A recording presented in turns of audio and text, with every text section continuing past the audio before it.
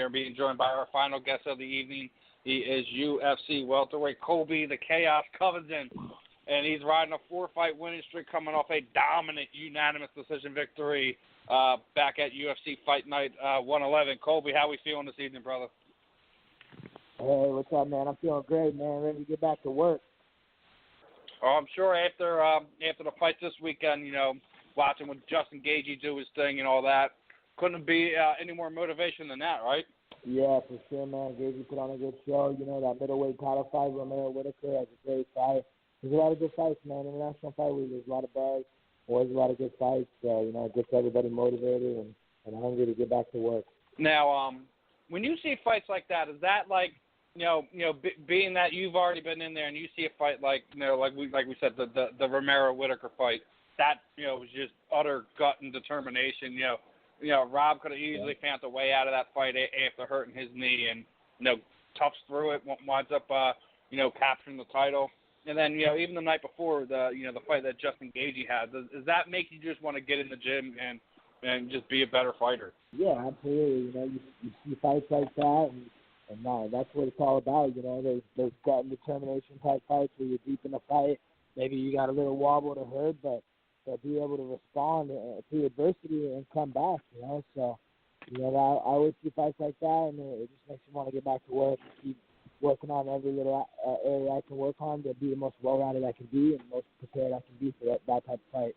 Yeah, it's watching this week's fights was fun, but I know that you're definitely not a guy who's pulling any punches anymore. You've been getting after it on social media, expressing how you feel about everything involved in this sport.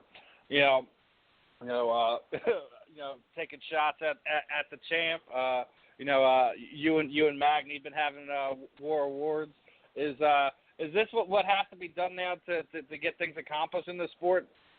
Say that last part one more time. I mean, is this what has to be done for guys to kind of get these opportunities anymore? It kind of seems like the matchmaker's almost irrelevant anymore. You guys go on social media and pick a fight or have a gentleman's call out, however it winds up playing out. But it seems like that's the way to get things done anymore. Yeah, it definitely helps. No one wants to see two guys go up on stage and look at each other and be all friendly. Hey, what's up? Oh, I'll fight anybody. This and that. Like who wants to see that anymore? Let's get some hype behind these fights. Let's promote these fights. Let's make these fights as big as they can be, and let's get let's get things a little ruffled feathers. Get the guys a little heated. And Colby, like even in Karate Kid, Daniel-san had a problem with the Cobra Kai, man. So. That's what I'm saying, man. It's been done from time to time for eons, and how's the embarrassment tour going, baby? That's what I'm saying, man. Just like Karate Kid, he was looking for the biggest and baddest challenges, and he wasn't shy about it. Some of these guys are shy about it, and they don't want to speak the truth. So, I'm not. But then they wonder why they don't get the big shots. Yep, that's true. Because they're sticking. They got their thumbs tied behind their backs, and they're quiet. And closed mouths don't get fed. That's one of my lines I use on a consistent basis, man. It's so true. Yeah, closed mouth does not get fed. But let me ask you something. Some people saying I'm too hard on Michael Bisping. By the way he goes about selling some of his fights. Do you think he kind of didn't help himself any? Like he just made himself kind of look like a knucklehead last night with basically calling Whitaker a disgrace for even putting on that fake belt.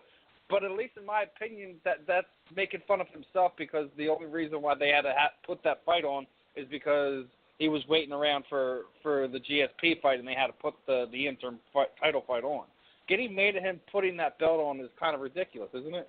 Yeah, that was stupid, man. That was a joke, and Bisping's a joke, and I think you could just see a little bit of resentment and a little bit of fear that he feels right now. I think he feels Whitaker's presence, and he knows that Whitaker's going to come beat his ass. So, he wanted to be a little sour dude. We'll see what happens. Colby, then we talk about Nunez being scared. No, I think they got the wrong person. Michael Bisping, we all know he's scared. You can put that sourpuss grin on his face all he wants and take people's flags and do whatever. But for sure. yeah, you can just see it, and maybe he shocks us though. Maybe he does something again and shocks the world. But I don't know this time. I think this could be a one and done deal for him, and I think he might go into the sunset. Yeah, when he's saying in interviews that he's probably got one fight left in him, maybe two max. I mean, he's got his foot halfway out the door, and usually those guys who have the foot halfway out the door, things don't turn out well for him. So, I don't expect that trend to change now. It's not going to end up well for him. Yeah, I mean, you look at it. He had just got lucky for the right opportunities at the right time. Rockhold had a complete utter disrespect for his stand-up, got sloppy and got caught. He then gets a hand-picked fight against Dan Henderson, who was 49 years old. For his 3-11. What was his record? 3-11 in his last 12 or something. There was something to that effect. He wasn't the fighter that knocked out Michael Bisping in UFC 100. That's for certain.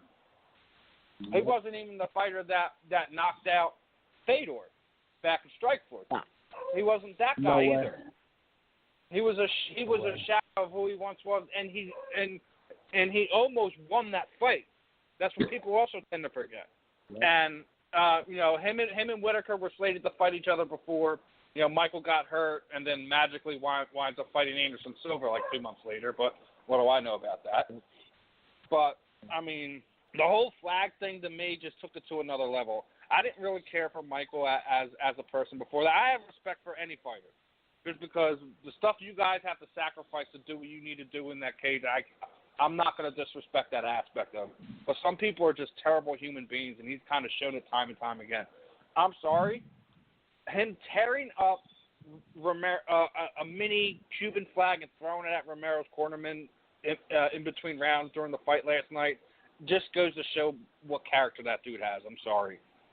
Respect him as an athlete, but as a person, he's a shitty human being, man. I can't justify that for selling fight purposes or anything else between. It's just there's a certain line you don't cross in it, and that is one of those things that I believe is something you don't cross. Like Colby, if I'm going to come sell a fight with you, and I'm from let's just say I'm from Australia, and I come up and you're supposed to be the next guy I fight, and I'm ripping up the American flag and throwing it at your cornerman, that's going to turn it from being selling a fight to being personal. Am I right? Well, I mean, the thing is that we all know Bisping's an immature little kid. He's never grown up. He's still a little punk kid. Look at his actions. He doesn't handle himself or compose himself in a good way of a real champion. He's a fake champion. But at the same end of the spectrum, as a guy like Yoel Romero, he shouldn't be paying attention to that. He's got to be focused on his fight. He shouldn't be looking at him, worrying about that. So, it is what it is. Bisping was obviously trying to get in Romero's head because he feels his presence, and he was scared to fight him. They were supposed to fight a while ago, and that fight never came together because Bisping was straight up scared. So, it is what it is. Hey, I would be you tear up Go ahead, Brad. You tear up the American flag and you get the Hulkamania leg drop on you. That's all that happens, man. That's all that needs to be said about that. Yeah. Yep. Hey, Colby, real quick too, like going back when you started this streak, did your coaches sit you down after that one loss on your record and just get you fired up? Was there something in particular that just got you going again? I mean, yeah, you've really been kicking ass the whole time, regardless. But did something just click? For sure, definitely. You look at my career's resume. I've never lost a round. I've got one loss on my record, a fluke submission. The UFC knows what happens. I was getting cortisone shots. I got 3 cortisone shots in the lead up to the fight. The X-rays showed a fractured rib before the fight, and my coaches didn't want me to fight that fight. They didn't want me to fight the fight, plain and simple. They said, hey, man, don't go do it. It's too much of a risk. But I was like, I got student debt to pay. I got loans. I got to show up, man. I got to get my show money at least. If I don't show up and fight, I don't eat. I don't got no food on the table. So, that's the no fear in me. Like, I'm not scared of no man. I'm not scared of anything. I'll do that. But from the professional and career standpoint, it was the stupidest thing that I could have ever done because it set me back. I mean, that guy's not even close to the fighter I am. And, he got beat up by Barberena, and I torched Barberena like a little kid. So, yeah. I mean, the guy, it was a fluke and that happens, but that it was the best thing that ever happened to me, to be honest. It still drives me every day. I wake up every day with a purpose because of that loss. So, I don't have any pressure on me. I'm not undefeated, but in my mind I'm still undefeated. I haven't lost a round yet. He's not gonna. I'm not giving him a round on me when I was at 50% or 30%. So. But being undefeated really doesn't even matter anymore. I mean, the UFC or in MMA, somebody's gonna beat somebody down the road, regardless of how good or bad you are. Floyd Mayweather's a boxer; he's not an MMA fighter. But I don't know, man. I just you got to have. Well, we know drive. records don't matter anymore. We know for a fact records don't matter anymore. I mean, look at Lobov. He's 13-13, but he's in the UFC. This is what I almost forgot my thought too. So Colby, Colby, you wouldn't make that same mistake again, then? No, dude, that's life, man. You live and you learn. You find out situations. I'm not stepping in that octagon. I've never pulled out of a fight. That's where it came from. I'm from the wrestling background. Like, when you were hurt in a wrestling season at the NCAA championship, there was no next fight, next match. You had to wrestle. You had no choice. You could have blown out your ACL. Guys were wrestling and blown out ACL. It didn't matter. There's no other time to reschedule. You have to go up there and show up. So that's the mentality that I had. I was hurt. I had a fractured rib, but I knew I had to show up. It didn't matter. I signed a contract. I honor my contracts. So. I would never do that again, but, I have a lot of pride, and I don't like pulling out of fights. I want to show the UFC I'm a company man, I'm valuable to them, and I'm willing to fight under any circumstances, and I know I can beat anybody under any circumstances. Like I was going to say, too, so when a fighter backs out because of an illness or something like that, or what happened last night, I'm seeing this in a little bit of a different perspective now, just being a fan, we don't understand. And now I can understand that, her backing out might have not been the worst decision. It probably was a smart decision on her part because she wasn't going to be at 100%. She's had a possibility of losing that belt, losing all that money that she's been raking in and that notoriety. So I guess it wasn't a bad idea after all. Yeah, she made a smart career decision for what's best for her. And that's going to help her in the long run. Yeah, people are mad at her now, but, in a couple months. But they're fans. They don't get it. Forget about that. But that's what I was saying. Like, I think some of the flack that she's getting is, I get where fans are coming from. I paid money to go watch this fight and this, that. I get that aspect of it. But where she's coming from, if you know that you're not going to be at 100%, and her biggest thing, what a lot of people say is cardio, and not being able to breathe would be a huge deterrent for her. If that fight made it more than 6 minutes long, she's in trouble. Especially with a sinus infection, because now you're breathing out of your mouth, not your nose. And you're fighting a level striker like Valentina. Having your mouth wide open isn't a recipe for a good night. Nope. So I get where she's coming from. I get where the fans are coming from.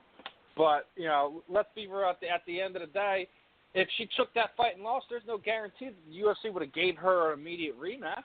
There's no guarantees in that. We've seen fighters that have been guaranteed rematches and falls through. Go ahead, Colby. Ain't no one's going to do favors for you. That's at the end of the day, you got to protect yourself, man. I don't really care what the fans say. There's going to be haters and this and that. Real recognize real. At the end of the day, you got to protect yourself. Because at the end of the day, when people are talking about what happened, they're not going to remember her being sick. They're just going to say she got beat up because of this, not because she did a favor. She's not going to get rewarded for doing favors. That's why we like doing this show, because now, we can get a better insight of what you guys think. And it makes sense in the aspect of you guys bust your ass. You train like it's a full-time job. It's not like you're doing this as a hobby. And you want to have longevity in your career, and if you're a champion, you want to keep that damn belt. So, it is what it is. It will happen sooner or later. And speaking of fights happening, Colby, you have anything in mind? Are you going to get another fight in before the end of the year? I'm trying to get 2 or 3 fights in before the end of the year. Oh, hell yeah! The UFC knows how ready I am. I told them I'm ready for anybody. Give me anybody. I'll fight anybody, and I'll beat everybody. I want the biggest fight possible. I want a top 5 fight. But if I can't get that top 5 fight, then let me get a top 10 fight, and I want to go soon. But, finding a guy to sign a contract, like I said in the past, I scare the ink out of pen. Well, that's going to be frustrating. Yeah, it's very frustrating, man. I want to looking at the back and forth between him and Magny, I think you're about to have to give that up. That dude don't want nothing to do with that. Yeah, I hope so, man. He's a joke, man. I don't even have anything to say. He's been sitting on the sidelines turning down fights. I talked to my manager, the UFC matchmaker. He's not taking no fights, and he's not taking anybody. He's been turning everybody down. So he's not a real fighter. He doesn't want to be active, and he's trying to be a diva. Use his number 5 ranking that was gifted to him. That's a gifted ranking because he did get knocked out cold by a guy that is in Bellator, the D League, and he did get a gifted decision against a guy that's past his time and that traded out steroids to Big Mac. I'm talking about Pig Rig Hendricks. So the guy's acting entitled to holding his number 5 ranking. He needs to give it up. How many more shots are they going to give Hendricks? I mean, geez, Louise. Yeah. Who knows? It's a good question. I mean, I was surprised that I didn't hear he was cut after the last time he missed weight. They didn't even remember what happened to Anthony Johnson. I mean, he was still under the illusion that he was a freaking welterweight. How many times did he miss weight? He misses the weight for the Vitor fight. I don't even think he was on the plane ride home before they cut him. And then he wound up, making it to fight in World Series of Fighting, and then eventually made it back there. But he was cut. He didn't even make it to the next day. And here we're still sitting there, and it appears that Donnie Hendricks is still on the roster. And he's had either 4 weight cut, pullouts, injury, illness, whatever kind of nonsense situations, more than 4 times. But come on, man. Just how many chances does a guy get? Because there's some fighters that wouldn't be given those same chances if they were in the same boat. Yeah, when you get to that big name and you've had a title, that speaks for itself. And, the UFC knows you're valuable. You have a big name. They can still promote you and get money out of you. So, they're not going to let him go because, Bellator will pick up the scraps, which is what they've been doing to feed their D-League. So, the UFC sees that, and they're trying to hold on and see what they can get out of it. So, if Neil's out, and in a perfect world, they got someone to fight for you, who would you hope it would be? I mean, we know you want to be challenged. You want a top contender. If you're Sean Shelby or whatever, who would you match yourself up with? Who would you like to test yourself? Robbie Lawler. Nice. That'd be awesome. I think that'd be an amazing fight. I really do. Now, granted, he's going to be fighting Cowboy Cerrone here in a few weeks because Cowboy had had some medical issues where the fight had to be pushed off to one of the next pay-per-view or so. But after that fight, I guess that's something. As long as there's not a lengthy medical suspension, that's something you would pursue, I guess. For sure, I'm looking for the biggest and baddest dudes out there. I'm looking for a challenge, man. I want someone to beat me for 1 second or 1 round. And I'm not talking about 1 second or 1 round when I'm injured. I'm talking about when I'm fully healthy into a fight. There's not a dude in the world that can beat me for 1 second or 1 round. So I'm looking for the big challenges. I didn't get in here to get an easy road, man. I want the toughest road possible. So after I break that road and get my world title, people will know how good I am, and they can't say shit. So that's what I'm looking for, the big and bad challenges. Now, what about Tyron? I know you guys have been having some words or whatever, and the current champion. Tyron Woodley? Yes, sir. Oh man, that guy's a joke, man. That guy, he's just soaking up that belt as long as he can. He knows he's on the last leg of his career. He's on his way out. That guy doesn't even fight anymore. He used to fight early in his career. He used to, go for the knockout. Now he's just conservative. He just comes in and he just paces himself because he knows he's a quitter and he's mentally weak. If I got in that octagon with him, I promise you I would make him quit. I promise you. I'll bet every amount of money I've ever made that I'll make him quit that octagon in a 5-round fight. Now, do you find it disrespectful? He's kind of downplaying anything you're saying that kind of like dismissing it because no one really knows who you are yet. You haven't gotten that signature win, I guess I would say. I mean, I got signature wins, man. I beat good guys in the sport, I beat. The knockout over Max was legit. That was awesome. I'm not going to say that it's not, but it's like to your what I call the zombie fans. Unless you get that big stoppage over one of the bigger name opponents, that the fight that Colby's looking for right now, they kind of, a lot of people kind of dismiss his, Colby, who he is a fighter, his skill set, which I think is a great disservice to everybody, because I don't think you should downplay anyone just because you don't really know who that person is as a fighter yet. So, I expect more domination coming from this kid. It's not just because I'm talking to Colby. His skill set speaks for itself. Well, you can only do what you can do, man. The UFC is not giving you these people. I mean, you can only, like you said, you got to fight. Well, that's why you see Colby on social media being as vocal as he is. Yeah. Looking for that fight. Like he said, closed mouths don't get fed, and that's absolutely right, especially when it comes to combat sports. Yes. Now, I think. We went into overtime, so our buddy Daniel didn't get a chance to call in. Apparently, he was going to surprise you, but I guess he must have, forgotten, or he got distracted by his little girlfriend there, I guess. Next time, for sure. I still got to give you mad props because when he went back and listened to the interview and heard what you said, like that literally, like he's still looking forward to that. The opportunity for whenever you do come to Louisiana. I know he's geeked, man. He's actually helping. He's back training again too. Heck yeah, man! I look forward to it. Hopefully, I can get that going the next couple months. I'll go visit my buddy Dustin Poirier out there. Hey Colby, let me ask you something. I mean, you've hit the road. You've been on the road, man. I know it, and you got to have a good story to share with the fight fans out there, man. Is there anything interesting that has happened on the road that you want to share? It's probably better to keep those stories to ourselves. Don't want to reveal too much. I want to be a little bit of a mystery. People got to tune in and follow the journey to see what they're gonna get out of me.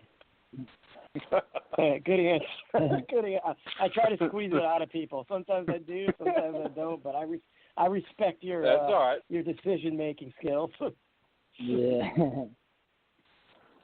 We'll eventually get it out of Colby one of these days.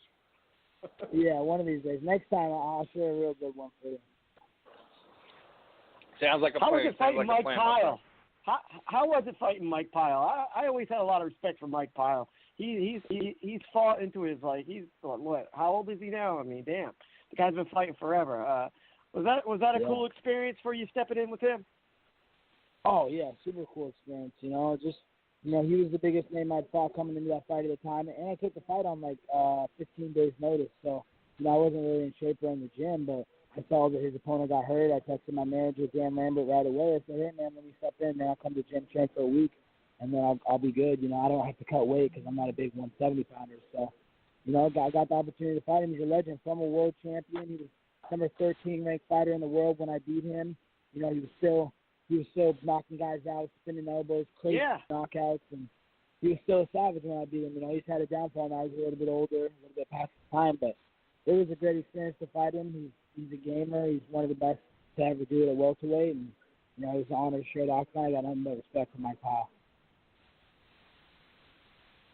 Yeah, it's hard to talk smack with Mike Pyle, man. He seems like he'd be a pretty cool cat.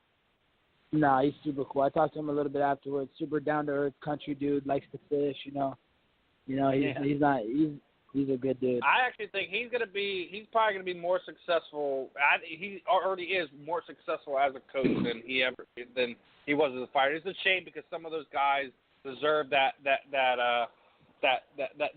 moment in the cage where you just feel that you're at your best. You're when you're firing on all cylinders. We talk about this all the time. There's times where you might be completely healthy, there mentally and physically, and then just you get in there and something's off. It's just a bad night, regardless of how much you can prep and prepare. Yep, that's true. As we get ready to close this thing up, Colby, you know, it's always a pleasure talking to you. Always fun, you know, hearing, you know, your thoughts on MMA and what's going on in the world and all that. So it's always a pleasure. Really looking forward to what's next, man. You know, I know. I know you're putting yourself out there. Hopefully, you know, we can see you get in there with another, you know, top 5, top 10 guy, and you know, get that big win that you're looking for to kind of, you know, push you to that next level. And you know, I guess we'll have to wait and see what the announcement is whenever it happens. But as always, man.